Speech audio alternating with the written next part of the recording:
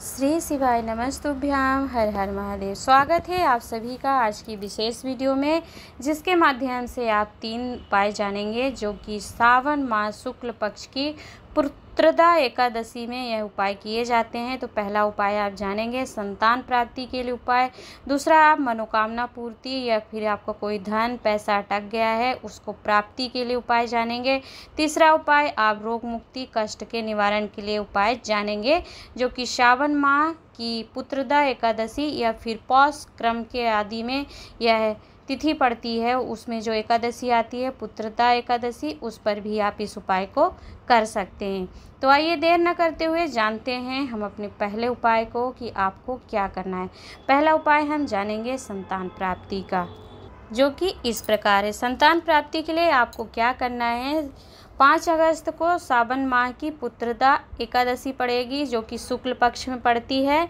इस दिन आप करेंगे जिनको संतान नहीं हो रही है वो संतान प्राप्ति के लिए शंकर भगवान के मंदिर में जाएंगे और उनका पूजन करेंगे। पूजन करके आपको क्या करना है, घर से ही 1 कटोरी में गाय का घी मिल जाए उसे, और 1 कटोरी में आपको खीर ले लेनी है। अब कटोरी आपके पास नहीं है, चांदी सोना ये सब नहीं ले सकते हैं, ये नहीं लेना है आपको।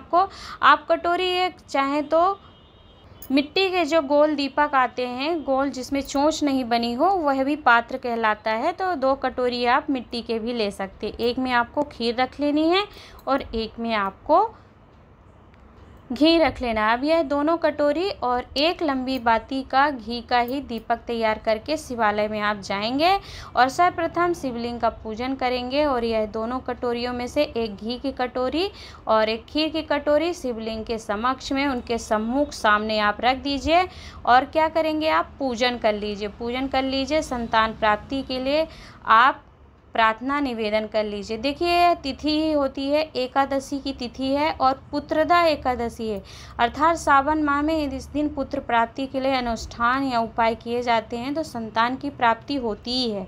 तो आप क्या करेंगे कि यह जो आपको सामग्री बताई घी और खीर रख दीजिए और 1 लंबी बाती का जो दीपक आप लेके गए हैं, देखिए लंबी बाती का दीपक हमारी वंश की वृद्धि करता है। तो इस बात का आप ध्यान रखिएगा कि आपको गोल बाती दीपक में नहीं लगानी है, लंबी बाती ही लगा करके जाएंगे लेके आप।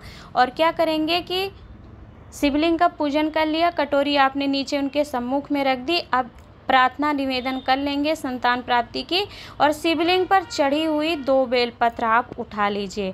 अब बेलपत्र उठा करके आप उस शिवालय से बाहर आइए। बाहर आके जो शिवालय का गर्भगृह के अंदर है शिव जी विराजमान, तो उस चौखट पर आप क्या करेंगे, वह जो आप लंबी बाती का दीपक लेके गए हैं उसे प्रज्वलित करिए और प्रज्वलित करके चौखट पर रख दीजिए और अपने मस्तक को नवाकर झोली फैलाकर संतान प्राप्ति की कामना करिए और प्रार्थना करके नमः शिवाय मंत्र का या फिर श्री शिवाय नमस्तुभ्यम मंत्र का स्मरण करते हुए उस चढ़ी हुई 1 बेलपत्र को आप स्वयं चबाकर खा लीजिए और शिवलिंग का आप दर्शन करते जाइए।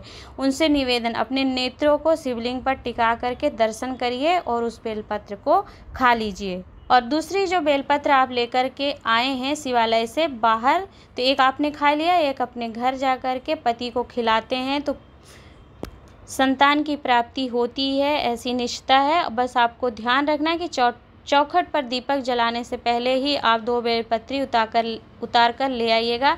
ऐसा नहीं है कि आप पहले चौखट पर दीपक जलाने गए, फिर मंदिर में प्रवेश किया और फिर आप बेलपत्र उठाकर ला रहे हैं, तो ऐसा ना करें।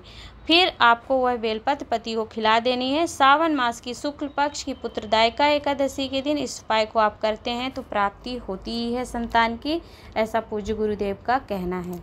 अगला उपाय है हमारा मनोकामना पूर्ति के लिए, या फिर कोई काम अटक रहा हो, आपका धन नहीं आ रहा है या फिर धन अटक गया है या फिर कोई अन्य समस्या होती है, तो उन समस्याओं से मुक्ति के लिए और अपनी मनोकामना पूर्ति के लिए, अटके हुए धन की प्राप्ति के लिए क्या करेंगे, इसी पुत्रदा एकादशी की जो कि शुक्ल पक्ष के दिन पड़ती है, आपको क्या करना है, 108 बेलपत्र ले लेनी है और उसकी माला बना लेनी है।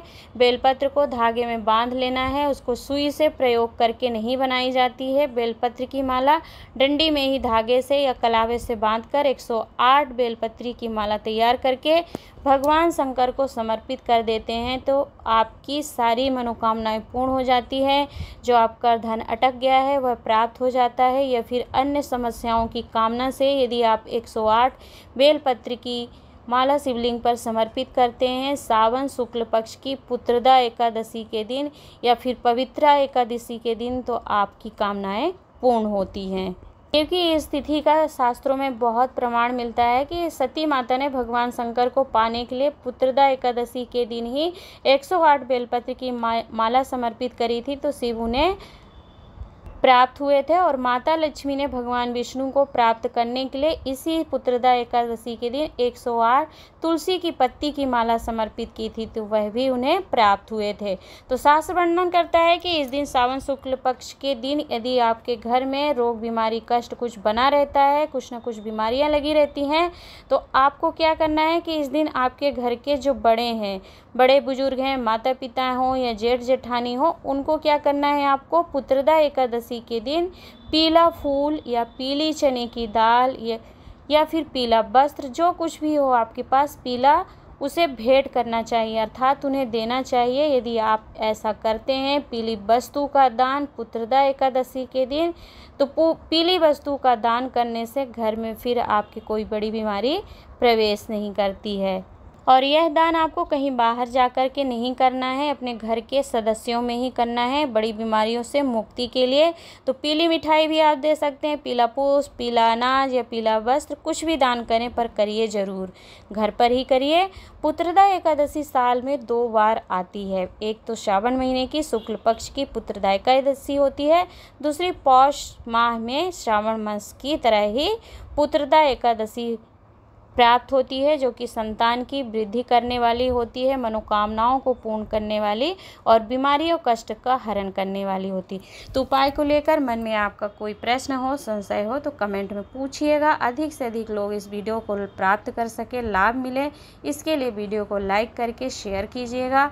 ऐसे ही उपाय और उपायों की जानकारी प्राप्त करने के लिए चैनल सब्सक्राइब कर लीजिएगा। हर हर महादेव, नमः शिवाय।